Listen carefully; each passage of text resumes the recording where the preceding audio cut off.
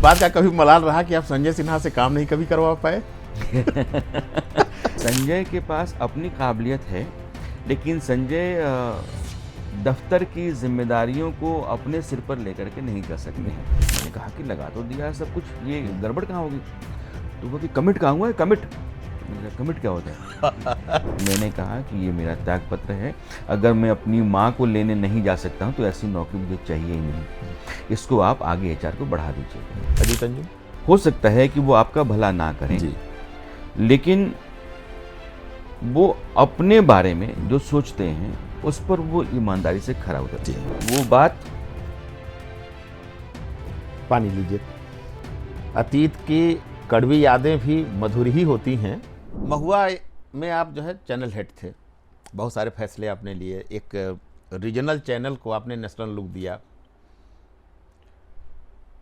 अच्छे अच्छे संस्थानों से लोगों को ले गए, मुझे भी ले गए थे आप। दो ऐसे लोगों को लेते गए, दोनों आपके प्रिय थे लेकिन दोनों आपस में लड़ गए।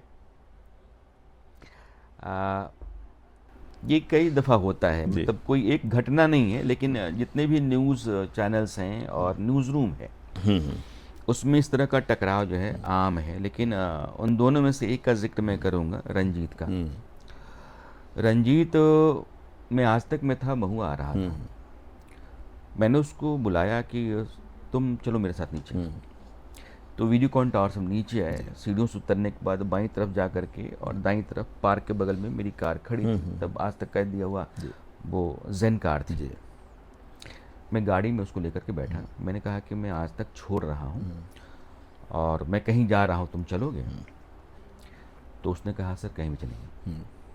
उसने ये नहीं मुझसे पूछा कि आप कहाँ जा रहे हैं। हाँ। जबकि आज तक, उस समय, आज तक मतलब आप एक बहुत ही बड़े, सबसे साखदार, सबसे ताकतवर और सबसे सुनिश्चित करियर देने वाले ब्रांड को छोड़ करके बिना पूछे कि आप कहाँ जा रहे हैं यह कह देना कि ठीक है हम चल रहे हैं, बहुत बड़ी बात। एक्चुअली आपका नाम भी ब्रांड बन गया था, हम लोग भी तो आप ही नाम सुनकर आए। भरोसा होता, मैं यही कहता हूँ। मैं न्यूज़ 24 में था कि जब आप नौकरी छोड़ने की सोचते हैं तो आप अपने टीम के हर आदमी के बारे में सोच रहे होते हैं, इसलिए आपका निर्णय सिर्फ आपका नहीं होता है, पूरी टीम के बारे में ख्याल करने के बाद, उनके हितों की चिंता करने के बाद आप जिस नतीजे पर आते हैं वो आपका दरअसल एक सामूहिक फैसला होता है, निजी नहीं होता है। जिसको आपने ऑफर किया उनमें से शायद ही किसी ने कहा होगा मुस्कुराना जी माफ करना।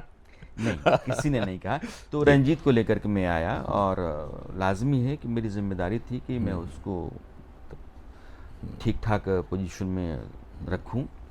तो महुआ जो बिहार चैनल था उसका वो एंकर बना, उसके बाद न्यूज़ लाइन का संपादक बना, आउटपुट का हेड था वो।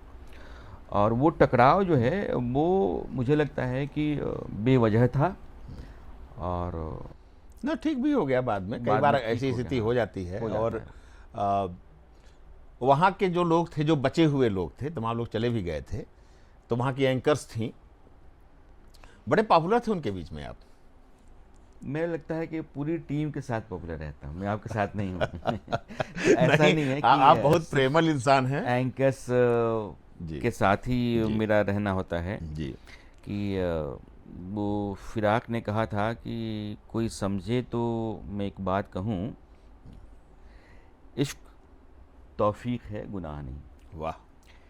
तो कोई समझे तो मैं एक बात कहूँ, इश्क तौफीक है गुनाह नहीं। तो आप इश्क को जब ठीक से समझते हैं, और वो सिर्फ ये नहीं है कि जिस सेंस में हम प्रेम को लेते हैं, हर किसी का वो ख्याल करना या हर किसी के बारे में उस तरीके से सोचना कि उसके बारे में गलत सोचने की गुंजाइश रेशा भर भी नहीं रहे, रत्ती भर भी आप उसके बारे में नहीं सोच सकते, गलत ना सुन सकते हैं, चाहे वो आपके पास है या नहीं है, आपके साथ उसकी नज़दीकी है नहीं है, इससे मतलब नहीं है। व्यक्ति के साथ आपने जज्बाती तौर पर अपना रिश्ता ऐसे जोड़ा है कि उसके बारे में सिर्फ भला भला भला ही सोच सकते हैं, आप बुरा ना सुन सकते हैं ना सोच सकते हैं, वो आप लोग साथ भी हैं। बात इश्क की आई, कब हुआ पहला? प्रेम के बारे में वैसे आप बहुत तयशुदा तौर पे ये नहीं कह सकते हैं, ये बेसिकली एहसास की बात है। कई दफ़ा आप कुछ लोगों को जता पाते हैं, कई दफ़ा आप नहीं जता पाते हैं। और प्रेम कई बार जो है वो पीड़ा से ही पैदा होता है। जब बीज का अंकुर फूटता है तो धरती की देह वो चीर करके निकलता है और धरती को भी उसका अपना एक सुख मिलता होगा। एक कविता है कहीं कि हद है कि प्रेम की हद ही नहीं होती। ओह, हद है कि प्रेम की हद ही नहीं होती, लो कठफोड़वे को उसी पेड़ ने बसा लिया। बहुत तो सुंदर। अपने भीतर वह पेड़ उसको जगह देता है जो उसी को खोद करके अपने रहने की जगह बनाता है। प्रेम कई तरह से, मुझे लगता है कि गुलजार साहब ने इसको बहुत अच्छे से रखा है कि ये न बुझती है, न रुकती है, न ठहरी है कहीं, नूर की बूंद है, सदियों से बहा करती है, एक एहसास है ये रूह से महसूस करो, प्यार को प्यार ही रहने दो, कोई नाम न दो। तो जब कभी भी आप इस स्तर पर किसी आदमी के साथ अपनी नज़दीकी महसूस करते हैं और भावना के स्तर पर उसके बारे में कुछ भी गलत सोच नहीं सकते हैं, तो आप मानिए कि आप प्रेम में हैं। तो आप पहले प्रेम में हुए या पहले कवि हुए? पहली कविता कब लिखी थी आपने? ये बहुत पहले लिखी, मैं तब मुझे तो चौथी पाँचवीं में था। अच्छा, तो अच्छा, अच्छा। मैंने मुझे याद नहीं है, लेकिन एक मेरी सफ़ेद सी डायरी थी, उस पे मखमल का कवर लगा हुआ था, पापा ने ला करके दी थी। तो उस पर जो है वो मैंने हिमालय पे कविता लिखी थी। अच्छा, और उमापति के जटे से निकली हिमशृंग, कुछ ऐसा था। अच्छा, अच्छा। लेकिन वो पूरी कविता याद नहीं है। लेकिन धीरे धीरे क्या हुआ कि मेरे गांव में जो चाचा लोग थे वो कर्नल रंजीत को, वेद प्रकाश शर्मा को पढ़ा करते थे। तो उन उपन्यासों में मेरी कोई दिलचस्पी थी नहीं, ऐसे मोटे मोटे हुआ करते थे। लेकिन गाहे बगाहे मुझे मेरे पापा के एक दोस्त हुआ करते थे, सुरेंद्र चाचा, तो वो साहित्यिक जो उपन्यास हैं वो पढ़ा करते थे और मेरे घर में पापा भी कभी कभार रखा करते थे। तो मैंने पहली बार एक प्रेम उपन्यास पढ़ा। अच्छा, उसका जिल्द नहीं था। अच्छा, अच्छा, आगे के 2-3 पन्ने, पीछे के 2-3 पन्ने फटे हुए थे। अच्छा, लेकिन उसने मुझे बांधा। अच्छा। उम्र रही होगी 7वीं 8वीं में। तो उसको पढ़ते पढ़ते जब पापा आते थे तो मैं उसको छुपा लेता था, मुझे लगता था कि ये गलत हाँ, गलत चीज़ है। हाँ। और उन्होंने भी एक बार देखा तो बोले तुम क्या पढ़ रहे हो? पहले अपना सिलेबस पढ़ लो, स्कूल में जो टास्क मिला उसको पूरा कर लो, ये अभी नहीं। लेकिन मेरा लगाव जुड़ाव चलता रहा। मैं धीरे धीरे, जैसे आप जब गुनाहों का देवता में आते हैं तो मुझे लगता है कि वो जो नायक है चंदर, वो कई तरह के परिस्थितियों के आगे अपने आप को छोड़ देता है, सरेंडर कर जाता है। तो परिस्थितियां भी कभी कभी प्रेम को त्याग देने के लिए आपको मजबूर करती हैं, लेकिन प्रेम जो है वो बना रहता है। जैसे आप हिमांशु जोशी के पास आते हैं आप, तो तुम्हारे लिए में विराग शर्मा प्रेम में होने के बाद भी, नायिका के तमाम तरह की स्वीकारोक्ति के बाद भी वो अपने प्रेम को स्वीकार नहीं कर पा रहा है, क्योंकि घर का दबाव, घर की जिम्मेदारियां और घर परिवार के भीतर की मुसीबतों का एहसास ऐसा है कि उसको लगता है कि प्रेम जो है मेरी प्राथमिकता नहीं है। और नायिका से जब बाद में मिलता है कि मैं फिर कब मिलूं, तो कहती है अब कभी नहीं मिलना। तो वो कह कर के पलट जाती है, उसके बाद भी प्रेम रह जाता है, और ये कह कर के वहाँ से लौट जाता है, फिर भी प्रेम रह जाता है। प्रेम की स्थितियाँ जो है ना, मुझे लगता है कि समझने की हैं। प्रेम पानी की तरह होता है। आप शरबत पी लेंगे तो शरबत है, वो पानी नहीं है। आप कोई ड्रिंक ले लेते हैं, शिकंजी आपने पी ली, शरबत पी ली, आपने कुछ दूसरा ड्रिंक ले लिया, पानी नहीं है। और प्यास आपकी पानी ही बुझा सकता है। जीवन में इंसान की जो प्रकृति है वह प्रेम के साथ चलती है। प्रेम जीवन का धर्म है। हमने कहा ना कि धरती फट करके अंकुर को जगह देती है। प्रेम के बिना जीवन का होना नामुमकिन सा है, अगर आप प्रेम को समझते हैं तो। पानी जो है उसमें कोई गंध नहीं है, कोई रंग नहीं है, कोई स्वाद नहीं है, वो पानी है, वो जीवन का आधार है। प्रेम में भी आप उसको शायद बहुत अच्छी तरह से परिभाषित ना भी कर पाएँ, लेकिन उसको महसूस कर पाते हैं। इसलिए प्रेम जो है ना, अनुभूति अधिक है, अभिव्यक्ति नहीं है। वो स्वीकारोक्ति में भी है कि नहीं ये मैं नहीं जानता हूँ। अनुभूति में अगर प्रेम है तो प्रेम है, वो स्वीकारोक्ति में हो ज़रूरी नहीं है, अभिव्यक्ति में हो आवश्यक नहीं है कि उस पूरे प्रेम को आप पकड़ पाते हैं, इसलिए वो अनुभूति है। प्रेम तो आपने जो अभी बताया, दार्शनिक पक्ष बताया, इसके लिए जिसने 10 किताबें पढ़ी होंगी तो उसको पूरा समझ में आ जाएगा। दरअसल जब प्रेम की बात होती है तो किसी कवि अक्सर कहते हैं कि प्यार में कवि बन गया, प्यार में शायर बन गया, या कोई शायर था उसे प्यार हो गया। तो हम दर्शन पक्ष में न जाएं, अगर ऐसे आएँ तो इश्क हुआ। लोग कहते हैं कि मीडिया में आने के बाद भी आपको 2 बार हुआ। ये मतलब लोगों पर मत जाइए जी। मुझे लगता है कि दुनिया जो है वो सिर्फ मज़े लेने के लिए है, और उसको अपने बारे में सोचने का वक्त हो भी तो अपने बारे में शायद इसलिए नहीं सोचती है कि उसके पास सोचने के बाद बहुत सारी मुसीबतें परेशानियां दिखाई पड़ती हैं।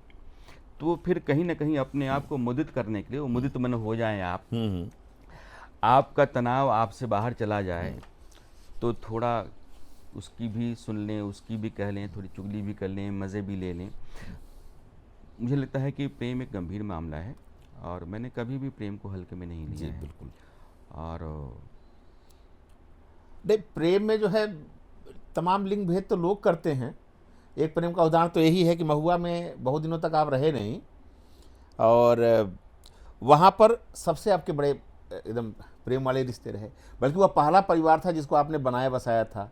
उसका आज भी व्हाट्सएप ग्रुप है, पार्टियाँ होती रही, अभी भी होती रही, बल्कि हमारे साथी देखेंगे तो कहेंगे आपने पूछा क्यों, तो आपसे पूछ रहे हैं, बहुत जल्दी उसका डेट रखिए, बहुत दिनों से महुआ परिवार की पार्टी नहीं हुई। नहीं तो हम क्या करते हैं ना कि अगले हफ्ते हम रख ही लेते हैं। हाँ, आप सैटरडे संडे को। महुआ के साथ अच्छी बात ये रही कि शायद महुआ एक लौती ऐसी टीम खड़ा हुई जो एक सांचे के लोगों, सांचा मतलब मैं कह रहा हूँ कि वो पारिवारिक पृष्ठभूमि, संस्कार, उनके संघर्ष, जीवन में उनके सपने, और साथ मिलकर के लड़ने भिड़ने की जो उनकी उनकी क्षमता थी, यह सब साझा थी और वो एक परिवार सा हो गया था।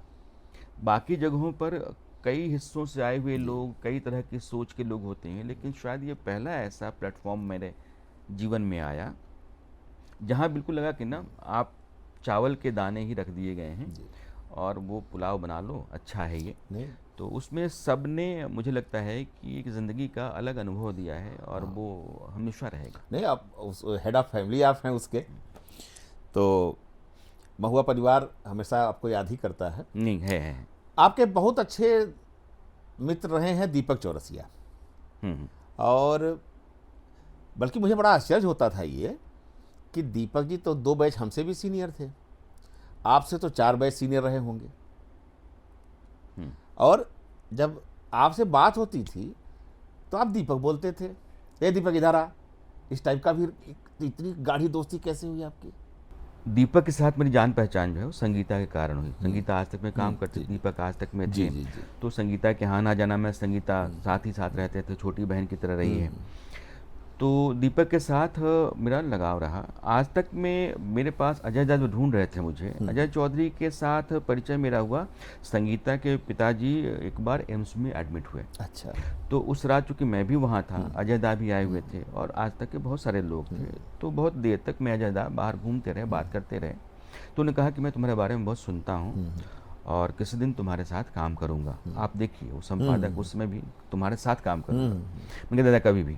तो उन्होंने जब 2002 में मुझे ढूंढा तो दीपक ने ही मुझे बताया कि अजय दा ढूंढ रहे हैं। जब मैं महुआ में था तो दीपक ही मेरे पास ऑफिस में आए कि बाबा आप इसको क्लोज करते हैं, नया वेंचर है वहाँ शुरू करते हैं, इंडिया न्यूज़। तो फिर कार्तिक जी के साथ मेरी मुलाकात जो हुई वो हयात में हुई और वहाँ बैठ कर के हम लोगों ने चैनल का जो पूरा रोड मैप था उस पर डिस्कशन किया और उसके बाद हम 2013 में वहाँ चले गए। मुझे लगता है कि 14 जनवरी था जिस दिन पूजा पाठ होती है, तो हम लोगों को पूजा पे उठा दिया जी, गया। जी। तो हम लोगों ने पूजा की, उसके बाद से वो सिलसिला दीपक के साथ मेरा शुरू हुआ। तो आज तक में और इंडिया न्यूज़ में दोनों जगहों पर मेरे होने के पीछे अगर कोई व्यक्ति है तो दीपक है, इसमें कोई दो राय है ही नहीं। बाकी क्या होता है कि मुझे हमेशा ये लगा कि समय जो है वो गलत होता है। जी। इंसान की भूमिका या इंसान का रोल उसमें उतना नहीं होता है। ये मेरे अगले सवाल का जवाब आप दे रहे हैं, जो मैंने अभी किया नहीं। आपके और दीपक हाँ, जी के चूंकि मतभेद की खबरें आपने आई दीपक के थी। साथ ऐसे सवाल किया है जी। तो मुझे लगा कि आप उसी तरफ जा रहे हैं। जी। मतभेद मुझे लगता है कि ऐसा नहीं रहा, लेकिन हाँ, हम कई मामलों पर एक मत नहीं थे और कई मुद्दों पर हमारा मतलब टकराव था। एक व्यक्तिगत मुद्दा भी था, शायद एक मित्र होने के नाते आप उनको ज़्यादा शराबनोशी से बचाना चाहते थे। नहीं नहीं, दीपक के साथ ये है कि दीपक इंसान बहुत अच्छे हैं, ओह, तो बहुत अच्छी बात है, एक यारबाज नंबर। हैं, हाँ, दोस्तों हाँ, के हाँ। दोस्त हैं। मैंने जितनी अच्छी चीज़ें हो सकती थी, जी। मैं कहा यार ये हम करेंगे। जी। और उस चैनल के खड़ा होने में जितनी मेहनत मैंने की उससे कहीं ज़्यादा दीपक ने था। बिल्कुल। अगर वो चैनल इंडिया का नंबर 3 नंबर 2 चैनल बन करके रहा और सालों तक उसकी दहशत रही या उसका दबदबा रहा, तो उसमें दीपक का भी दिन रात लगे रहना जी। कमतर नहीं था, वो जी। कहीं अधिक था। लेकिन होता है कभी कभार कुछ मुद्दों पर आपकी असहमति हो सकती है, आप एक दूसरे के साथ सहमत नहीं हो सकते हैं, और उसको हम लोगों ने उसी तरीके से निभा भी दिया। अभी तो साथ में हैं, साथ में है, तो सब चीज़ें ठीक है, मिट गई दूरियां। ठीक है। हाँ, हाँ। मतलब आप कभी ऐसी स्थिति नहीं आनी चाहिए आपके रिश्तों में जी। कि आप आंख ना मिला पाए। देखिए, आप तो संवेदनशील पत्रकार हमेशा रहे, संवेदनशील विषयों पर आपने लिखा भी, तमाशे भी खूब किए, बिना ड्राइवर वाली कार भी आपने चलाई, सोनू को नागिन से बचाओ ऐसा भी चलाया। वो चीज़ें याद करके कैसा लगता है? हाँ, ये दौर क्या है, हम लगता है कि न्यूज़ बिजनेस में थे। आपको एक बात बताता हूँ, दरअसल ये स्टार न्यूज़ हो गया था और स्टार न्यूज़ में उदय शंकर थे। उसने एक शो शुरू किया, मंदिर का रहस्य। अच्छा। फरीदाबाद में एक मंदिर है, मंदिर के भीतर जो बच्चे अपने घर से चल कर के आए वो कभी लौट करके घर को गए नहीं। माता पिता बहुत परेशान रहे, मंदिर का दरवाज़ा उन लोगों के लिए बंद रहा और बच्चों की सहमति के आधार पर मंदिर ने माँ बाप को ये कह दिया कि आपका बच्चा आपके साथ रहना नहीं चाहता है। तो बच्चा या बच्ची मंदिर के भीतर और माँ या पिता जहाँ घर पे हैं वहाँ वो लाइव जो है वो जोड़ दिया, विदाउट ब्रेक वो चलने लगा। और मुझे लगता है कि न्यूज़ टीवी के इतिहास में वो पहली घटना थी जिसने आज तक को नंबर 2 किया। स्टार न्यूज़ नंबर 1 तो हुआ। नंबर 1 हुआ। अब उसके बाद इस जुगाड़ में आज तक की पूरी टीम लग गई कि अब आपको इसकी काट के लिए फिर कोई रास्ता अख्तियार करना पड़ेगा। तो उस समय कई तरह के कंटेंट चल रहे थे, तो दीपक शर्मा और धीरेन्द्र पुंडीर ये दोनों मेरे पास आए, उन्होंने कहा कि चलिए आपको एक वीडियो दिखाते हैं। तो मैं गया, तो उन्होंने वीडियो दिखाया, तो एक कार चल रही है, वो चले जा रही है, ड्राइवर दिख नहीं रहा है, बगल वाली सीट पर कोई बैठा नहीं है, ड्राइवर गाड़ी चले जा रही है, चले जा रही है, चले जा रही है। थोड़ी देर के बाद जो है ना, एक आदमी पीछे बैठा हुआ दिखता है, वो भी अखबार पढ़ रहा है। तो पीछे एक आदमी बैठा हुआ अखबार पढ़ रहा है, गाड़ी जो है बिना ड्राइवर के चले जा रही है। चला कौन रहा हो गया, चला कौन रहा है। फिर उन्होंने बताया कि ये तो वो एक रॉड है और रॉड का कंट्रोल इसके पास है, उससे ये चला रहा है, इसकी आदत है, ये इसकी माहिर है। मैंने कहा कि गजब है भाई। तो फिर हम लोगों ने प्लान किया है कि इसको अब हम दिन भर, तो गाड़ी चला दी गई, फोन लाइन खोल दिया गया। तो कोई कह रहे कि हनुमान जी चला रहे हैं, कोई कह रहे कि साईं बाबा चला रहे हैं। मुझे लगता है 2 दिन तक, तो 2 दिन बाद भर का था, लेकिन एक उसको दिन का। कंक्लूड करना था रात 10 बजे। अच्छा, हाँ। और 10 बजे बताना था कि दरअसल गाड़ी ऐसे चल रही थी। हाँ। और वो बुलेटिन करना था प्रसून जी को। प्रसून जी को दस्तक में। अब प्रसून जी को कहे कौन, कहना मुझे था। कौन घंटी बात है। तो हमने मना कहा, भी कर देते थे, नहीं करूंगा। अब 10 बजे वाला जो है ना आपको करना है, तो अब आपको बता देना है कि ऐसे ऐसी गाड़ी चल रही थी। हे महाराज, ये क्या तमाशा है, दिन भर आप लोगों ने ड्रामा कर दिया, अब जो है गाली खाने के लिए मैं हूँ, नहीं करना है। फिर नकवी जी ने उनको किस तरीके से समझाया कि नहीं इसको करना पड़ेगा। तो आखिर में फिर वो राज खोला गया कि एक ऐसे ऐसे चलना है, और ये गाड़ी ऐसे चल रही थी।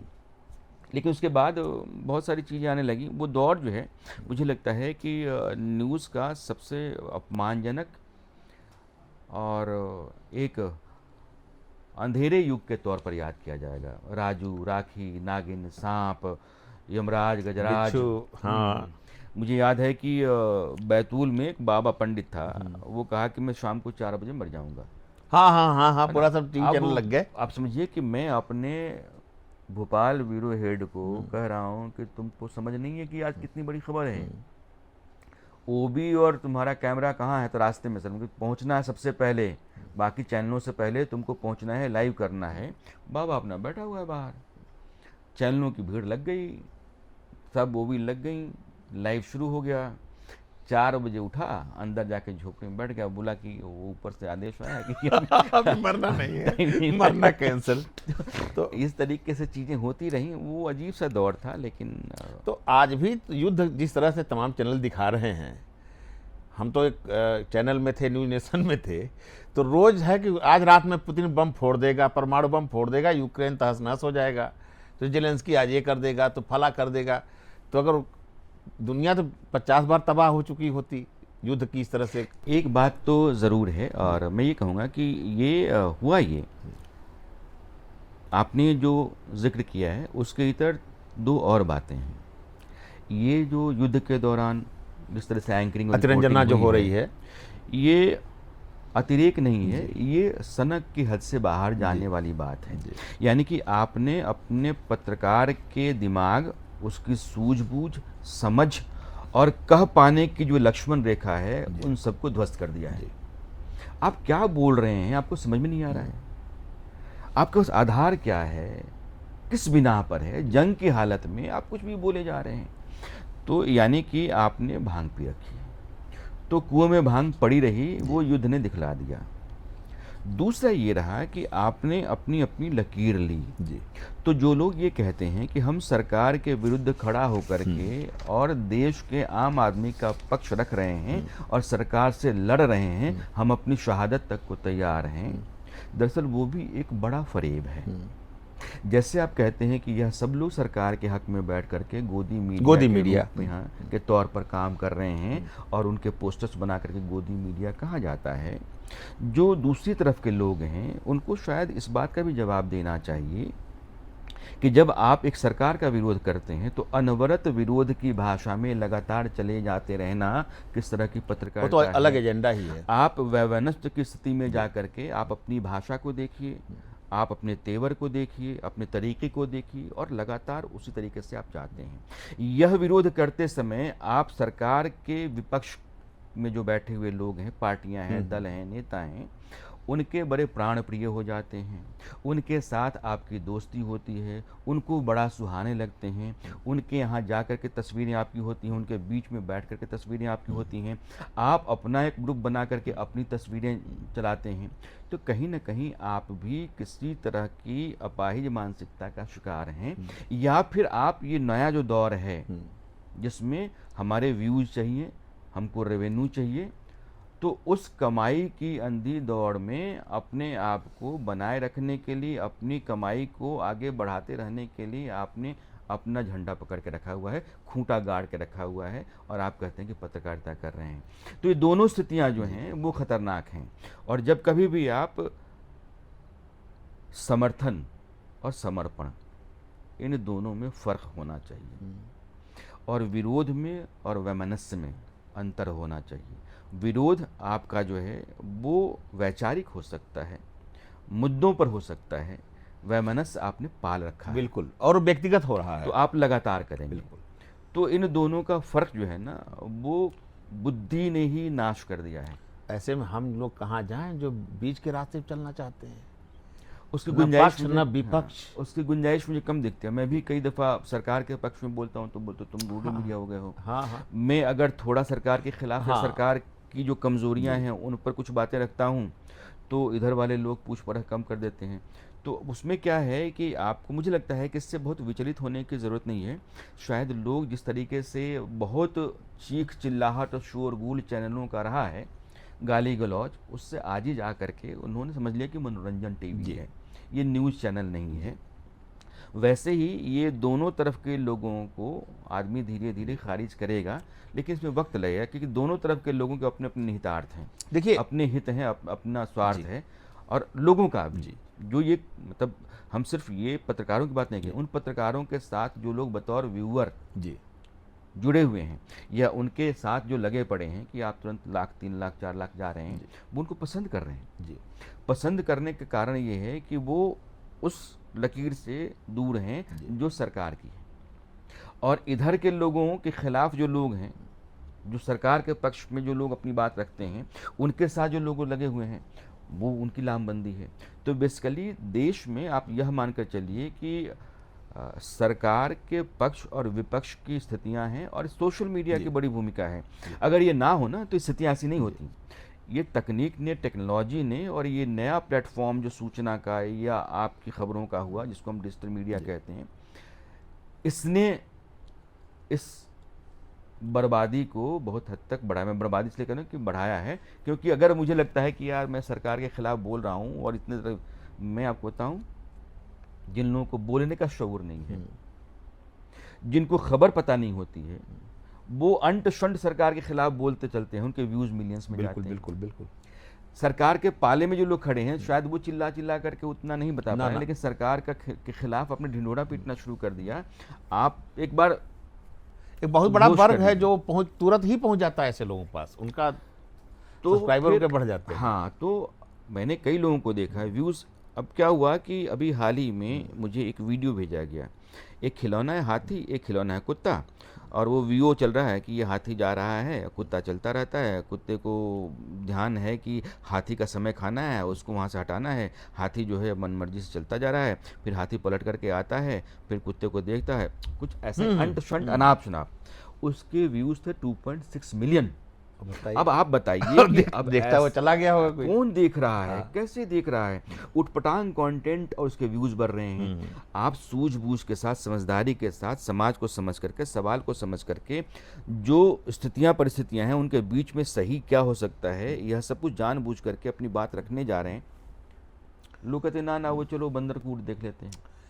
मुझे लगता है कि इलेक्ट्रॉनिक मीडिया का वजूद अभी भी इसी नाते बचा हुआ है। ये सोचना भी चाहिए तमाम लोगों को कि सोशल मीडिया पर विश्वसनीयता का संकट है, तो भरोसा होता है भाई चलो टीवी देख, कोई दो राय नहीं। और जो लोग और अखबार इसी नाते विश्वसनीयता बरकरार, जो ट्रेडिशनल मीडिया है, वो अखबार हो या टीवी हो, टीवी चूंकि मैं लगातार जीवन में टीवी करता रहा हूँ, अगर कोई आदमी यह कहता है कि टीवी का दौर खत्म हो रहा है सोशल मीडिया का, तो उसको समझ नहीं है।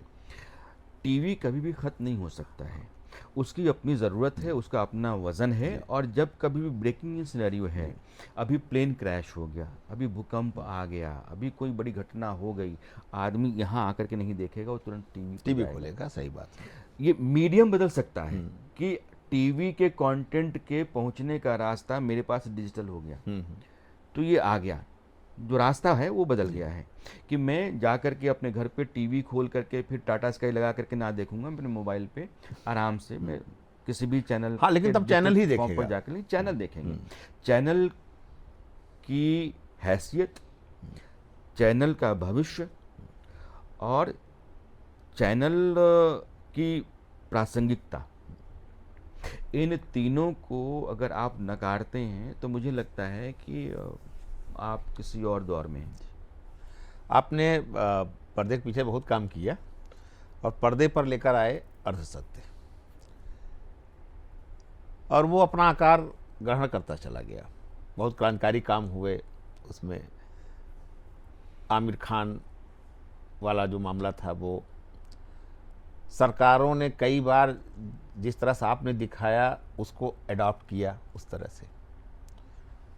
तो कुछ अर्धसत्य का वो चीज़ बताइए, इम्पैक्ट स्टोरी जो आपको मज़ा आया हो करके। एक हमने देखा था मुंबई में जो स्ट्रगलर कैसे की जिंदगी।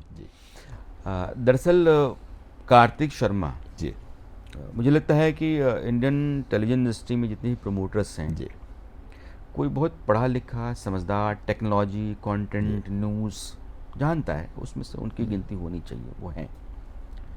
तो मुझसे कहते रहे कि राणा जी आपकी भाषा, आपकी खबरों की समझ, मुझे लगता है कि आपको एक शो जो है ना करना चाहिए।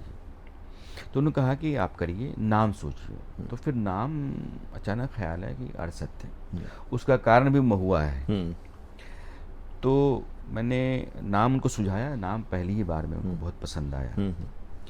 और मैंने जो पहला एपिसोड किया, मुझे लगता है कि वो था 9 अगस्त 2014 को पहला एपिसोड गया था। और मैं वृंदावन की जो विधवा महिलाएं हैं इनके ऊपर, इनके जीवन पर किया था। वहाँ जाकर के मुझे ये लगा कि बंगाल की ज़्यादातर महिलाएं वृंदावन में आती हैं, क्योंकि चैतन्य महाप्रभु बंगाल से वृंदावन आए थे, और ख़ास करके नादिया ज़िला जहाँ से चैतन्य महाप्रभु हैं, वहाँ उसके आसपास के ज़िलों की महिलाएं आपको अधिक मिलेंगी वृंदावन में। तो उनके भीतर घुस करके मुझे लगा कि किस तरीके से परिवार और बेटे बेटियां हैं जिन्होंने इसको छोड़ा, और वो सिर्फ भगवान के भरोसे हैं, और वहाँ जो आश्रम है बने हुए उनके यहाँ उन्होंने अपना ठिकाना बना रखा है। बस वो आखिरी सांस गिन रही है, दिन गिन रही है, बस मरने का इंतजार हो रहा है। लेकिन वो बहुत तकलीफ देह मतलब अनुभव था मेरे लिए कि ऐसे भी तो जीवन है। क्योंकि मैं बाहर जा रहा था, मैं गया बुंदेलखंड में किसान बड़ी संख्या में आत्महत्या कर रहे थे। तो जब आप महोबा से आगे बढ़ते हैं तो चरखारी, जहाँ से उमा भारती जी थी, तो चरखारी जब जाएंगे जो किला है, किले के सामने बहुत बड़ी झीलें हैं। तो लगता है कि यार लबालब पानी से भरा हुआ इलाका है, लेकिन बाकी इलाका जो है वो सूखा पड़ा है। तो उजड़ी ज़मीन के भीतर पहला खेत मिला जहाँ मटर की खेती सड़ गई थी, और वो बहुत बड़ी थी। जिस भी किसान ने मटर की खेती की होगी उसने मटर को खेत में ही छोड़ दिया था, और वो सूख करके अब वो कांटा हो चुकी थी। लेकिन मुझे उसी खेत में मुझे पता चलता है कि फलां गांव में किसान जो है उसने खुदकुशी कर ली है। किसान के घर में गया तो बाहर जो है वो गांव मोहल्ले की महिलाएं और बाकी लोग आकर के बैठे हुए थे। मैंने आहिस्ते से दरवाजे से होकर के अंदर आंगन में मैं गया। वो मकान जो है वो 3 तरफ से ढहा हुआ था। एक तरफ उसारा बचा हुआ था, बगल में एक छोटा सा कमरा बचा हुआ था। उसारे में एक खाट रखी हुई थी, खाट के बगल में एक दौरा रखा हुआ था, जो अपना दौरा होता बांस का, उसके ऊपर एक चादर थी, और खाट के नीचे एक छोटी सी टोकरी थी। अब वो रोते गाते लोगों के बीच में मैंने बात करनी उसकी बेटे से शुरू की, लेकिन मैंने टोकरी के ऊपर से कपड़ा हटाया तो पूरियाँ जो हैं पूरियाँ भरी पड़ी थी। वो सूखी हुई पूरियाँ, तो ईंट हो चुकी थी। तो मैंने पूछा कि क्यों है, तो बोले कि उनके पास जो खेत था उस खेत को बेच करके अभी 15 दिन पहले उन्होंने अपनी माँ का अंतिम संस्कार किया। अब खेत था नहीं, लेकिन अंतिम संस्कार में माँ के संस्कार में जो पूड़ियाँ बनी वो बच गई थी, तो यहाँ रख दी गई हैं। पानी में डुबो करके परिवार खाता रहा है। नीचे जो टोकरी थी उसमें सड़ा हुआ बेर था, तो सड़ा हुआ बेर और वो सूखी हुई पूड़ियाँ पानी में डुबो करके कई दिनों से वो परिवार खाता रहा था। और चूंकि परिवार आगे चला पाने की हिम्मत उसमें नहीं थी, उसने खेत में जा करके सल्फास खा लिया था। वो इतना दहला गया मुझे विकास जी कि मुझे लगा कि हम किस दुनिया में रहते हैं और कहाँ रहते हैं। मैं जब आप महाराष्ट्र में जाते हैं तो यवतमाल चंद्रपुर के रास्ते पर, वर्धा से आगे बढ़ने पर यवतमाल चंद्रपुर का पूरा इलाका है, कपास की खेती होती है। और वो आप ज़िला दर ज़िला आप जाते रहें, कपास की खेती मरती चली गई, और साल दर साल कपास की खेती किसान करता चला गया इस उम्मीद में कर्ज लेकर के कि इस साल खेती चमक जाएगी, पनप जाएगी, इस साल की पैदावार से पिछला जो कर्ज चुका लेगा, घर चला लेगा। लेकिन ऐसा होता नहीं रहा, और वो फसल दर फसल जो है ना बर्बाद होती रही। वहाँ जो मंडियों में बैठे हुए लोग हैं वो किसानों का शोषण कर रहे हैं। कपास औने पौने दाम पर खरीदने को मजबूर है किसान, वो खरीद रहे हैं। तो किसानों का शोषण मंडियों में, खेतों में, बदहाली, वो बुंदेलखंड में भी, वो विदर्भ में भी। तो ये जो पूरा इलाका मैं घुमा तो मुझे लगा कि नहीं यार, इस देश में किसान जो है वो बहुत बड़ा मसला है, और उसके साथ नाइंसाफ़ी होती है। वो आलू 4 रुपये नहीं बेच पाता है। आज भी देखिए, आप पूरे मध्य प्रदेश के नीमच के इलाके में या इंदौर से नीचे आप जाकर के देखिए, महाराष्ट्र के इलाके में इस बार भी रुपये 1.5 रुपये किलो प्याज किसान बेच रहा है। तुम सड़क यहाँ पे फेंक 10 के चले रुपये 20 जाते रुपये हैं। बेचोगे, 2-3 महीने के बाद 80 रुपये तुम बेचोगे, और किसान 50 रुपये से और 1 रुपये में बेच करके चला जाता है। सड़क पे एक खबर थी कि 7,000 रुपये उसने ट्रैक्टर के जरिए प्याज मंडी तक लाने में खर्च किए और उसका प्याज बिका 3200 रुपये का। तो ऐसे में किसान कहाँ जाएगा? तो एक बड़ा सवाल किसान है। और अरसत में मैंने किसान को पकड़ा तो अक्टूबर में देश के प्रधानमंत्री नरेंद्र मोदी ने एक चिट्ठी लिखी। वो प्रधानमंत्री की चिट्ठी है, भारत के प्रधानमंत्री के नीचे दस्तखत है नरेंद्र मोदी का। वो चिट्ठी ये कहती है कि आपका जो शो है अरसत, उसने भारत में जो सामाजिक मुद्दे हैं उनको बहुत संजीदगी से पकड़ा है और लोगों के बीच में अपनी बात कहने का जो रास्ता आपने बनाया है वो कन्विंसिंग है। और भारत की सरकार जो चाहती है कि स्वच्छता अभियान देश में लगातार आगे बढ़े और देश को स्वच्छ बनाया जाए, उसमें आपका योगदान चाहिए। मैंने उस पर भी शो किया, लेकिन मुझे लगा कि अरसत के ज़रिए मैंने देश के जिन इलाकों में, जिन तबकों में, जिन सवालों के साथ, जिन मुद्दों की खातिर अपनी आवाज़ उठाई, उसकी कहीं ना कहीं पूछ रही, उसने अपना असर कहीं ना कहीं रखा। नहीं, अरसत्य तो वाकई एक ऐसा शो था कि जो उसे देखते थे तो उसे देखते थे। अच्छा, उसमें उस दौरान आपकी कई लोगों से भेंट हुई, अमिताभ बच्चन से आप मिले। अमिताभ बच्चन का इंटरव्यू जब आप करने जाते हैं कि अमिताभ बच्चन, तो वैसे भी एक्साइटमेंट भी रहता है, थोड़ा डर भी रहता है। मैं पहुंचा, जनक उनका जो बंगला है वही उनका ऑफिस भी है जी। तो मैं ऊपर गया जी। तो सेटअप लगा हुआ था जी। जो अपनी टीम गई थी दिल्ली से, सेटअप लगा रखा था। बच्चन साहब को आना था। बच्चन साहब 7 मिनट लेट आए। जो हम लोगों का समय पहले से तय था उस समय से 7 मिनट एक कमरे से आए। उन्होंने एक शॉल जो है डाल रखा था और सफ़ेद कुर्ता पजामा पहन रखा था। Sorry Rana Yashwant, I am late by 7 minutes. मैंने कहा कि 7 मिनट लेट होने के लिए सॉरी सर। मैंने कहा कि नहीं सर, कभी लेट नहीं हुए हैं और ये हमने कोट किया है कई जगह। मैंने कई दफ़ा यह बात कही है कि 7 मिनट लेट होने के लिए उन्होंने माफ़ी मांगी और फिर उसके बाद बैठने के बाद पहले पूछे कि आपने चाय पी ली। मैंने कहा हाँ चाय पी ली है। उसके बाद फिर हम इंटरव्यू के लिए शुरू हुए। तो उनका एक अपना कद है और उनके साथ जब आप बात कर रहे होते हैं तो मुझे लगता है कि वो भी बहुत संभल रहे होते हैं। पत्रकार को वो शुरुआती दौर में समझ जाते हैं कि ये किस तरह का है और ये सवाल किस तरह का कर सकता है, कहाँ कहाँ जा सकता है। तो उस लिहाज से वो अपने आप को, अपने जितने भी फ्रंट हैं उनको तैयार कर लेते हैं। क्योंकि मेरा इंटरव्यू देखिएगा, वो मैं कहीं से कहीं लेकर के गया हूँ और वो उसमें अपना सारा फ्रंट जो है ना उसको ठीक ठाक तरीके से साहुल सूते में ठीक करते हुए चले जा रहे हैं। आप एक तरफ तो अर्धसत्य बनाते हैं और देश का जो दिल है, जो धड़कन है, उसको समझ करके आपने अर्धसत्य में कई शोज की, हमने भी खूब देखे हैं। अब YouTube पर भी आप अच्छे खासे मशहूर हो चुके हैं, लेकिन कई थंबनेल आपके हमने देखे, मैं आपको बताता हूँ। बदला पूरा, तबाही अभी बाकी है, तड़प तड़प कर मर जाएगा पाकिस्तान, कुणाल कामरा के यार कौन है गद्दार, केजरीवाल विपक्ष की राजनीति का गर्भपात। ये कौन लगा? नहीं, मुझे लगता नहीं, ये सारे मैं लिखता हूँ। ये दरअसल कंटेंट को सही तरीके से ना साधने की कोशिश का नतीजा है। जैसे केजरीवाल का शो अगर आप देखेंगे ये, तो मैंने कुछ नहीं किया। CAG की जितनी रिपोर्ट थी, अच्छा, उस रिपोर्ट को रख करके मैंने बताया था कि केजरीवाल की सरकार ने स्कूलों में जो किया वो क्या किया और CAG की रिपोर्ट क्या कहती है। अस्पतालों के लिए जो रकम आई उसका यहाँ क्या हुआ है। तो सरकार के हिस्से जितनी रकम आती रही उसके बदले में सरकार ने जो कुछ किया और उसकी रिपोर्ट जो CAG की तरफ से आई उसको मैंने आधार बनाया और मैंने लिखा ये कि विकल्प की राजनीति जब देश में चर्चा में जब कभी भी आएगी तो केजरीवाल उसका केंद्र होंगे। हाँ। कि जो पारंपरिक राजनीति चलती रही है उस राजनीति से अलग हट करके एक आदमी आता है कि नहीं, विकास हमारा मुद्दा है, नौजवानों के ज़रिए, बेहतर लोगों के ज़रिए, पढ़े लिखे लोगों के माध्यम से राजनीति की जा सकती है, साफ़ सुथरी राजनीति जिसमें हर आदमी का ज़रूरी हक उसको हासिल होना चाहिए। और ठीक इसके उलट वो असलियत आती है तो मैंने वही कहा कि वो जो विकल्प की राजनीति है उसका गर्भपात हो गया।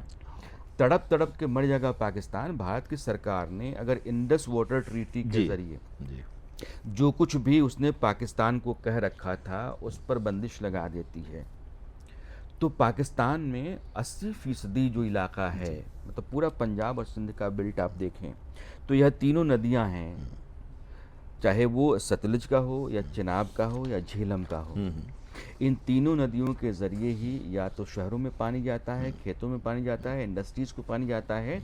अगर आप इन तीनों नदियों का पानी पाकिस्तान के हिस्से में जो बना पड़ा है या जो जाता रहता है उसको रोक देते हैं तो पाकिस्तान तड़प तड़प के मर जाएगा। तो इसलिए मैंने कंटेंट में जो ताकत है उसको थंबनेल के ज़रिए जोड़ने की कोशिश की है।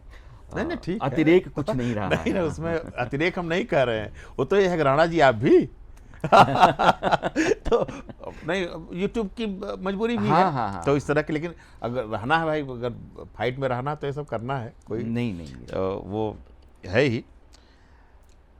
अब मीडिया में पत्रकार पहले होते थे ना, जिनके पास पत्र है कार नहीं है, जिनके पास कार है पत्र नहीं है, जिनके पास कार और पत्र दोनों है, और जिनके पास न पत्र है न कार है। तो ऐसे पत्रकारों को परिभाषा दी जाती थी। अभी क्या हुआ कि जैसे आपने बहुत कायदे से गोदी मीडिया और ये सब समझाया, एजेंडेबाजी है वो, अब क्या हुआ, राजनीति के जो केंद्र हैं वहाँ किसकी ज़्यादा नज़दीकी है इसकी भी होड़ मच गई है। और सत्ता प्रतिष्ठानों के लोग करीब होना चाहते हैं, हो भी रहे हैं भी। देखिए, मैं ये मानता हूँ कि पत्रकार जो है वो सत्ता के नज़दीक रहे, यह उसका दायित्व है जी, ताकि आपको खबरें वहाँ से मिलती रहें और ख़बरों का जो प्राइमरी सोर्स है वहाँ तक आप अपनी पकड़ बना के या पहुँच बना करके रखे रहें। लेकिन जब सत्ता आपको बुला करके बिठाने लगे तो प्रश्न वहाँ से खड़ा होता है। जैसे विपक्ष के नेताओं ने अपने यहाँ कुछ पत्रकारों को बुला करके बिठाना, उनके साथ नाश्ता करना, उनके साथ ठहाके लगाना शुरू किया, तो अगर वो सवालों के घेरे में हैं तो सत्ता अगर आपको बुला करके अपने यहाँ बिठाती है और आपकी आवभगत करती है तो फिर आप पर प्रश्न उठ जाता है। और किसी पत्रकार को इस बात की चिंता नहीं करनी चाहिए कि उसको सत्ता के गलियारों में बुलाया गया या नहीं गया। जब भी आपकी पैमाइश होगी, बतौर पत्रकार आपको आंका जाएगा, नापा जाएगा, तो आपने देश के लिए, जनता के लिए, लोगों के हक में क्या कहा है, क्या लिखा है, क्या बोला है, इसके ज़रिए ही तय किए जाएंगे। इसके माध्यम से नहीं कि आपने कितनी दफ़ा राष्ट्रपति के साथ अंतर्राष्ट्रीय दौरा किया है और कितनी बार प्रधानमंत्री ने खाने पर आपको बुलाया है। हाँ, ये ज़रूर है कि वहाँ तक अगर आपकी पकड़ है, जैसे कुलदीप नैयर को मैं बार बार कोट करता हूँ कई जगहों पर। कुलदीप नैयर की दोनों किताबें, between the lines, beyond the lines, अगर आप पढ़ते हैं तो लगता है कि पत्रकार कितना क्लोज हो सकता है कि जब चाहे वो प्रधानमंत्री के पास, एक दूसरे बड़े नेता के पास जा सकता है और वहाँ से वो सही सूचना लेकर के आ सकता है जो उसकी दरकार है, या सरकारों के प्रधानमंत्री के बदलने में या बनने में उसकी इतनी बड़ी भूमिका हो सकती है। तो पत्रकार की प्रासंगिकता, सार्थकता तो उसमें है ही। आप ये कहें कि मैं दूर दूर रहता हूँ जी, मैं तो बड़ा सत्ता से दूर हूँ, नेताओं से दूर हूँ, तो आप कुछ नहीं हैं। फिर आप पलायनवादी हैं। आपको जहाँ सत्ता के पास रहना है, सत्ता की खबर से आपका रिश्ता नाता होना चाहिए। जो राजनीति के बाकी स्तंभ हैं या उनकी संस्थाएं हैं या दल हैं, उनके साथ भी आपका मेल जोल होना चाहिए। अभी क्या है ना कि इधर जा रहे हैं तो इधर नहीं जाना है, इधर जा रहे हैं तो इधर नहीं जाना है। आप तो सबके हैं, तो वो थोड़ी दिक्कत। सुना है योगी जी आपको बहुत मानते हैं। ऐसा मैंने कभी, मतलब योगी जी एक दो दफ़ा आए हैं, उन्होंने मुझे बुलाया है, बात की है, जब भी मिले हैं मतलब ठीक से मिलते हैं। और जितनी दफ़ा, 2 दफ़ा की बात है, दोनों दफ़ा जो है उन्होंने अपनी क्या क्या किया है बताया है। उनमें एक बात मुझे लगती है कि वो निपट ईमानदार आदमी हैं हाँ, इसमें कोई दो राय और नहीं। वो 24 घंटे काम कर सकते हैं। एक बात और लोग कहते हैं, हालांकि मुझे इसका यकीन नहीं है, कि राणा यशवंत की पैठ वहाँ तक इस नाते बढ़िया से है कि वो राजपूत है। आप लोग तो जानते हैं, मुझे लगता है कि अगर मैं अपने दोस्तों या नज़दीकियों की लिस्ट बना लूं जी। तो शायद राजपूत 1 या 2 हो सकते हैं, वो तो हमने बाकी वो लिस्ट मेरे पास नहीं है होंगे। बहुत हाँ। सारी। और जात के आधार पर मैंने कभी न जीवन जिया है न नौकरी की है। आप तो जानते ही हैं ना कि नौकरी दी है। जितने लोगों को नौकरी दी, कभी पूछा ही नहीं कि आप किस जात के हो, कहाँ से आते हो, भी नहीं पूछा। ब्राह्मणवादी आप ज़्यादा कहलाएंगे फिर। हाँ, ब्राह्मणों को मैंने ज़्यादा जगह दी, इसमें कोई दो राय नहीं है। लेकिन कभी जात पूछ करके, और मेरा कभी विश्वास भी नहीं रहा है। मैंने सबको बराबर का सम्मान दिया है, उसका हक दिया है। मुझसे जितना बन पड़ा है मैंने उस आदमी के लिए किया है, अगर वो काबिल है और वो अपने काम को लेकर के निष्ठावान ईमानदार है। बहुत काबिल लोगों को बहुत नालायक मैंने पाया है, लेकिन आप काबिल हैं और आप अपने काम को लेकर के ईमानदार हैं, तो आपको आपकी जगह और आपका हिस्सा मिलना चाहिए। इसकी लड़ाई भी मैंने लड़ी है। कई लोग कहते हैं कि राणा जी जो हैं वो मैनेजमेंट के आगे बहुत कुछ नहीं कर पाते हैं, बोल नहीं पाते हैं। मैंने कई दफ़ा मतलब कई जगहों पर पढ़ा भी है।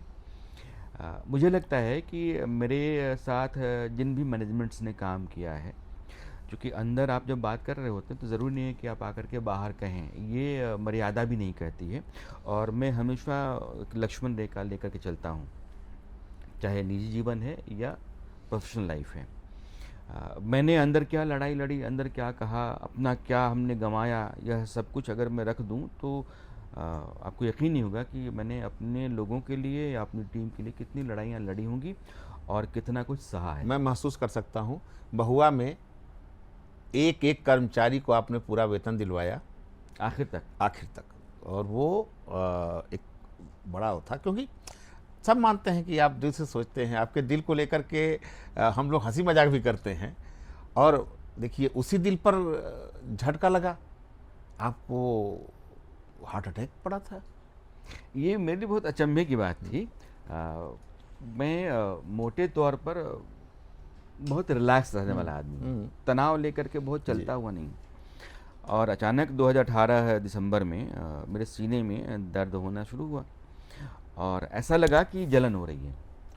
तो जलन थी तो मैंने 2-3 दफ़ा पानी पिया, लेकिन वो थोड़ी देर के लिए रुकी तो ज़रूर। फिर मैंने अपने पैर मोड़े बिस्तर के ऊपर और अनुलोम विलोम करने लगा कि इससे शायद ठीक हो जाए, लेकिन वो बढ़ती गई जलन। उसके बाद वो दर्द में आ गया, फिर मुझे पसीना आने लगा, तो मुझे लग गया कि ये कुछ तो असामान्य है। फिर मैं अस्पताल भागा। जैसे गया तो डॉक्टर ने कहा कि ये तो कार्डियक अटैक है आपका। फिर बाद में उन्होंने ब्लड सैंपल टेस्ट किया तो उन्होंने कहा कि आया हुआ है।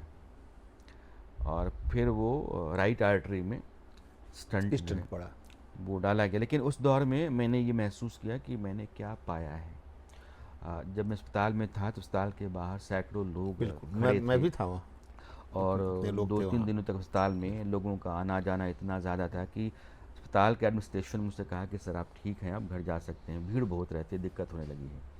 तो ये ठीक है कि आपने जितना बनाया है, पाया है, उसका आपको सिला मिलता है तो अच्छा लगता है, इसमें कोई दो राय नहीं। वैभव चला गया। वैभव का जाना जो है वो बहुत तकलीफ़ दे रहा है मेरे लिए। एक सेकंड में वैभव के बारे में बता दूं लोगों को। वैभव पीसीआर में काम करने वाला बंदा था और जितना अच्छा काम करता था उससे शानदार वो इंसान था। आते ही गले मिलता था सबके और आपको बहुत मानता था वो। वैभव में मैंने कभी ना, शायद मैंने एक इंसान वैसा पाया इसमें छल, कपट, ईर्ष्या, द्वेष नहीं था।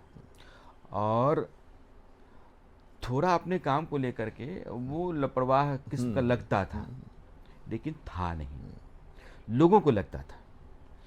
मैंने जितने काम जब भी पकड़ाए, डांटा पता नहीं, बेइंतहा डांटा। दादा उसका था कि 70% काम हो गया है, 70% ठीक था, 30% जो है ना रह गया था, अगले वाले में ना हम 10% और बेहतर कर लेंगे। लेकिन कभी भी मैंने जो काम दिया उसने अपनी क्षमता के आगे जा कर के करने की कोशिश की, और कई दफ़ा वो पूरा दिन और पूरी रात जागा रहा, ये मैंने खुद ही देखा। 2014 में जब हम काउंटिंग का दिन था, 14 मई शायद, काउंटिंग से पहले आप वैसे भी लगातार लगे रहते हैं, पहला चैनल था, नया चैनल था, इंडिया न्यूज़, और काउंटिंग के दिन आप स्क्रीन जा कर के देखिएगा तो स्क्रीन और दिन भर का पूरा शो, वो वैभव ने 2 रातें अपनी वहीं लगाई थी, और वो लगा रहा और पूरा शो करके स्ट्रक्चर्ड तरीके से कंटेंट जाए, ये उसने इंश्योर किया था। उसके बाद वो कई शोज करता रहा, और उसका जाना जो है ना, एक अच्छे प्रोफेशनल और एक अच्छे इंसान का बहुत ही कम समय में जाना है, और समय नहीं कहूँगा, बहुत पहले, तब जिंदगी अभी हाँ बाकी सही से अंगड़ाई नहीं ले पाई थी। तो हमारे पास उसका फ़ोन आया था और उसके बाद में चला ही गया था वो। चलिए अब उसको क्या करें, हम चाह रहे थे कि बीच में आपकी कविताएं हों, लेकिन पत्रकार और ये सब हो गया तो अंधेरी गली का चांद। हम चाहते हैं कि 2 कविताएं आप सुनाएं। मुझे कविताएं मेरी याद नहीं रहती हैं, लेकिन वो रोटी वाली, हाँ वो तो मेरी नज़्म है, वो भी सुनाता हूँ, लेकिन एक किनारे मेरी कविता है। पानी और ज़मीन से मुँह जोड़ चलते रहते हैं किनारे, कभी पानी धकेल जाता है पीछे, कभी ज़मीन आगे खींच ले जाती है। अपने मन के कभी नहीं रहते, अपने मन के कभी नहीं रहते, लेकिन नदी भर मन थामे रहते हैं किनारे। तो ये उसका एक बंद है। कविता लंबी है। एक मेरी गज़लों का जो एल्बम है टाइम्स म्यूज़िक से है, और वो 6 गज़लों का पूरा एल्बम है, दरमिया करके है। उसमें एक गज़ल आती है, खुशबू बन जा बादल बन आ, राहों में बड़ी रानाई है, एक दर्द पुराना फिर छलका, फिर शहर में वो हर जाई है, क्या बात है। खुशबू बन जा बादल बनवा, कुछ लोग बड़े हैं दुनिया में, कुछ लोग बड़े हैं दुनिया में, कुछ लोग बड़े हैं दुनिया में, ये आग उन्हीं की लगाई है, खुशबू बन जा बादल बनवा। तो ये इस तरीके से चलता रहता है। लेकिन मैंने हमेशा महसूस किया है कि मेरे जीवन में पिछले 27-28 वर्षों में जिन लोगों ने बहुत मेहनत की, अपने काम को लेकर के ईमानदारी बरती, उन्होंने दिए गए छोटे या बड़े काम को कभी छोटा बड़ा नहीं माना, वो बहुत आगे हैं। एक शो था बेटियां, और बेटियां मेरा अपना ख्याल है कि ये दिसंबर 2014 में लॉन्च हुआ, और उस शो को चित्रा करती थी, और कई ऐसे एपिसोड्स रहे, जैसे भानुमती, बहराइच की एक महिला भानुमती, जंगल में रहने वाली, उनके यहाँ रहने वाले लोगों के हक के लिए लड़ने वाली महिला, उसका एपिसोड उन्होंने किया। या छवि राजावत, बाहर से पढ़ लिख करके आई एक नौजवान लड़की जो राजस्थान में सरपंच बनती है, या इरा सिंघल जो पहली आईएएस टॉपर, मुझे लगता है कि पहला एपिसोड इरा सिंघल का ही था, और बेइंतहा एपिसोड्स। और मैंने कई बार देखा कि मन नहीं है, असाइनमेंट है। आप उत्तर प्रदेश में बहराइच में हैं, आप ट्रेन से आ रहे हैं, आ करके लॉक करते हैं, फिर कोई स्क्रिप्ट आपकी लिखता है, फिर वो प्रोडक्शन होता है, फिर वो शो जाता है, फिर लौट करके आ करके काम करते हैं। इस तरीके से अनवरत सालों साल, उसके बाद ग्राउंड रिपोर्ट के लिए भेज दिया गया, और तमाम तरह की तकलीफ़ों, ना जाने की वजहों के बाद भी आप लगातार अगर काम कर रहे हैं और आपके लिए रास्ता नहीं बने, आपकी तरक्की ना हो, तो लगन पर, प्रतिभा पर और ईमानदारी पर संदेह पैदा होता है। जी। तो यह जो तरक्की रही है, इसने बताया कि नहीं, आपको लगातार काम करते रहना चाहिए। सत्य प्रकाश आज आप देखिए तो वो नवभारत में आउटपुट हेड है। मेरे शो अर्धसत्य का प्रोड्यूसर हुआ करता अच्छा। था, और मैं उसकी कॉपी को काट करके बाईं तरफ देता था, और उसके बाद मैं नए सिरे से कॉपी, वो मेरे साथ लगातार काम करता था। वो अचंभित रहता था कि सर ऐसे भी सोचा जा सकता है, ऐसे लिखा जा सकता है, लेकिन धीरे धीरे धीरे धीरे उसने मेरी राह पकड़ ली। उसको खबर की समझ, खबर को बड़ा करना, खबर को खड़ा करना, और खबर के आजू बाजू जो चीज़ें होती हैं उनके साथ चल करके किस तरीके से एक इवेंट के तौर पे न्यूज़ को खड़ा किया सकता है, वो सत्ता ने समझा, जाना, और उसमें बहुत इजाफा अपनी मेहनत से, लगन से किया, और वो अपनी जगह पर है। रंजीत के होते हुए, रंजीत को मैं मानता हूँ कि न्यूज़ इंडस्ट्री में बहुत कम लोग ऐसे हैं जो काम को लेकर के डेडिकेटेड हैं और नज़रिए में बहुत खुले हुए हैं, बहुत साफ हैं। तो उस तरह के लोग अगर अपनी जगह पाते हैं या ऐसी जगह जाते हैं जहाँ जाने के लिए, बैठने के लिए डिज़र्व करते हैं, तो आपको इन तमाम बातों पर भरोसा होता है कि आपकी मेहनत, आपकी लगन, आपकी ईमानदारी, आपकी निष्ठा, और अपने तकलीफ़ों, मजबूरियों, लाचारियों को किनारे करके और अपना काम करने की मजबूरी भी कह सकते हैं आप, सही बात है। लेकिन और वो लगन आपकी आपने आपको जगह तमाम देती है। प्रतिभाओं को तराशा है, तमाम बुतें ऐसी हैं जो मंदिरों में भगवान बनी बैठी हैं, उनको तराशा नहीं, लेकिन आपने। मुझे बहुत खुशी होती है कि जब आप को मैंने ऐसे देखा है और फिर मैंने आपको ऐसे देखा है, तो वो अगर आप अपने बूते होते हैं, आपकी ताकत है, आपकी मेहनत है, आपकी प्रतिभा है। दरअसल बॉस जितने भी हैं या जो भी संपादक होता है, मुझे संपादक को पहले अपने रिसोर्स सही जो है ना, उनकी पहचान होनी चाहिए, उनका सही आप इस्तेमाल करें, और किसी भी जगह पर जो आदमी है वो किस काम का है, वो क्या होता है कि आप ऊपर ही सिर्फ देखते रहते हैं, आप नीचे नहीं देते। नीचे का आदमी जितने काम का हो सकता है, मैं आपको बताता हूँ, किसी भी शो के लिए आपका एक जूनियर मोस्ट स्टाफ भी ना आपके बहुत काम का हो सकता है, आपको सोचना चाहिए। कुछ चीज़ें जो मैंने अपने वक्त के साथ देखी और उनको अपने भीतर लेकर के आगे उन पर काम करना शुरू किया, उसमें से एक वाक़या भी चूँकि हम चर्चा में हैं, याद आ गया। 2009 का वक्त था।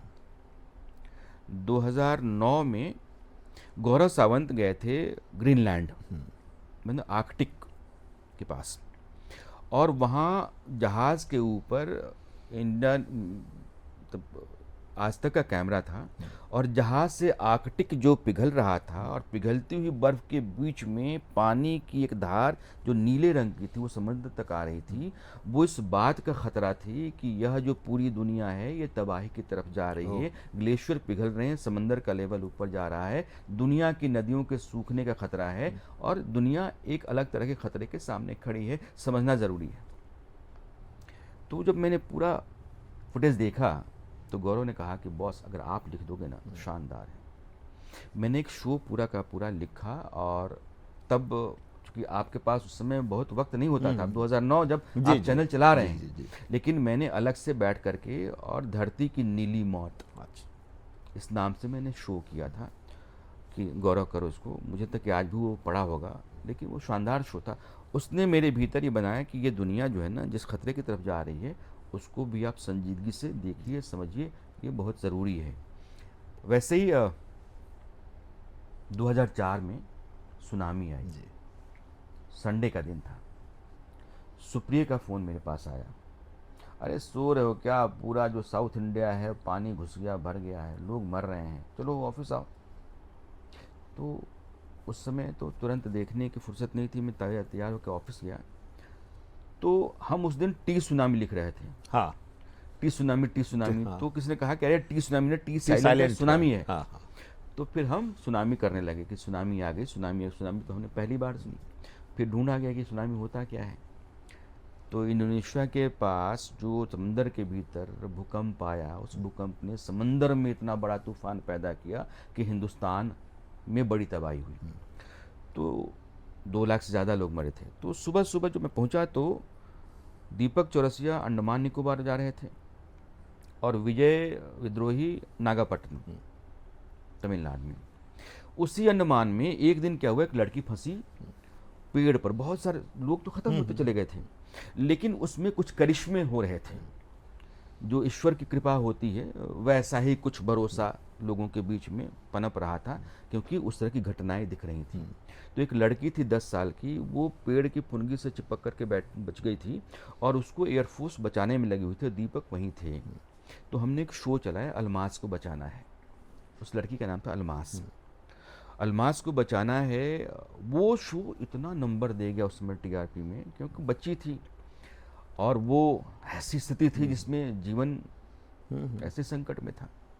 तो अलमास को बचाना है, उसने मुझे बताया कि छोटी खबर जो है ना, एक घटना जो है वो न्यूज़ में कई बार बड़ी खबर से भी बड़ी हो जाती है और व्यूअर को पकड़ लेती है। सर 28 साल का सफ़र एक बैठकी में तो पूरा नहीं होगा। तो अभी तक हमने ये बताया कि किया क्या है, अभी आप करने वाले क्या हैं अगली बार। तो पिक्चर अभी बाकी है, हम एक बार फिर से मिलते हैं और फिर चर्चा और बातों पर। और कविताएं इस बार कम रह गई हैं, तो कविता और गजल अगली बार। पक्का पक्का। तो आप सभी का बहुत बहुत धन्यवाद। राणा जी आप आए विकास जी, आपने और बुलाया और इस आज चर्चा में हमारी चर्चा बोहनी की। थी। आपने अचानक बुला करके जो है ना, आपने पूरा ग्रिल कर लिया है। मैं भी पास हो गया। बहुत बहुत धन्यवाद। बहुत शुक्रिया।